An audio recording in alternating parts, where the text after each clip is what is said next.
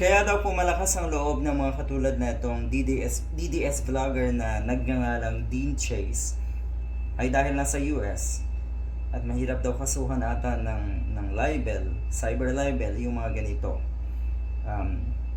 Kaya malakas ang loob, katulad ni Maharlika. Walang nangyari noon sa pinalabas na fake pulveron video na itong si Harry Roque at si Maharlika. Kaya nakakapagtaka, bakit walang aksyon? Bakit hindi nakasuhan? Bakit hindi napadampot yung mga naglabas ng pulveron video na yun? Pero kung titignan natin, taong bayan na rin kasi ang humusga eh. Lalong napasama, halimbawa, itong sina Maharlika at Harry Roque dahil sa kanilang kawalang hiyaan at kasinungalingan. Pero hindi, dapat pa rin talagang managot. Dahil itong mga diehard, sanay na sanay, no? Sanay na sanay sila sa ganyan. Kawalang hiyaan, kademonyuhan. Wala kasi silang makitang pwedeng ikasira ng isang tao at yung tinuturing nilang kalaban. Kaya't gagawa sila ng mga peking kasiraan. Yan ang nangyayari ngayon.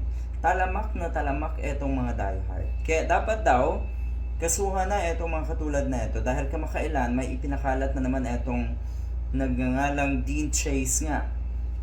Mga peking video at larawan ni First Lady Liza Marcos, yung mga medyo masiselan na larawan, at yun daw nga ay AI, gumagamit ng illegal na droga daw at gumagawa ng malalaswang sexual activity.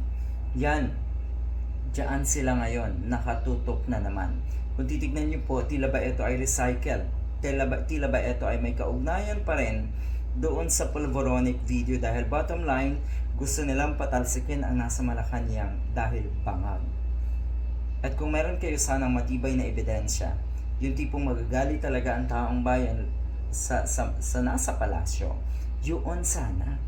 Hindi yung mga ganito na tila ba ang maniniwala lang sa mga ganito na mga pautot nyo ay yung mga DDS mismo. Dapat na daw itong kasuhan, panagutin sa kanyang mga pinaggagawa. Kung noon nga hindi nakasuhan itong si Harry Roque at si Maharlika sa peking pulveron video, dapat ngayon daw ay magpakita na ng pangil ang Malacanang, ang palasyo, para tugisin itong mga ganitong klaseng nilalang. Kung tutuusin, salot sa ating bansa yung ganito.